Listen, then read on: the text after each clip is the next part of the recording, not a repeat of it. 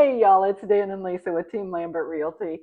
We wanted to talk with you a little bit today about what brought us to the decision to become realtors, what our professional backgrounds are, and such. So this is something that we've been talking about for weeks, actually. My background is that I started my career a zillion years ago as a youth pastor, and then went on to teach at the college and graduate level, ministry and theology classes. Then went into higher education administration, became a dean eventually, and just wound up not really liking being in the office so much. I really missed being in the classroom. Then, when the pandemic hit a few years ago, decided that that was an opportunity to get back into teaching because so many teachers were leaving. And since then, I've been mostly teaching middle school English. And as we were thinking about what comes next, it was like, well, maybe real estate's a thing. It's something that we've thought about individually before and started having some conversations about it. Love that. So, my background is initially I was in healthcare.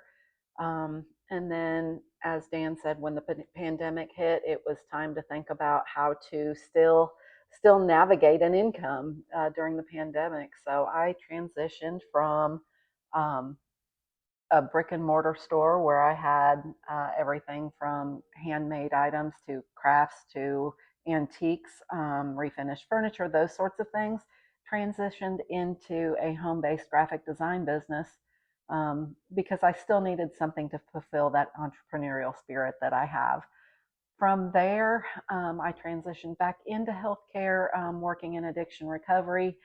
And then the last few months have kind of been focusing on um, family and transitional things. And as we decided what was coming next for us, realty just made sense. Through those discussions, we were thinking, what's something that we could do together? Because that was a priority for us. And we both have friends that have been real estate agents for a long time. Some were brokers and had their own business. And Lisa had a friend who was talking to her through the past couple of years saying, come join us, do this. And we were like, no, don't really want to. And then one night we were like, why not? Let's see what we can find out. Mm-hmm. So that's when we decided to learn what it actually took to become a real estate broker. We weren't really sure about the process and everything that was involved. Didn't know if I could do that while I still had a full-time teaching job. And so in the next video, we're going to talk about what we learned about that process, the steps to go through to take classes and get the license and everything that it takes. And so we hope that you'll like and subscribe our channel and follow along our journey as we become real estate brokers and begin that part of our life.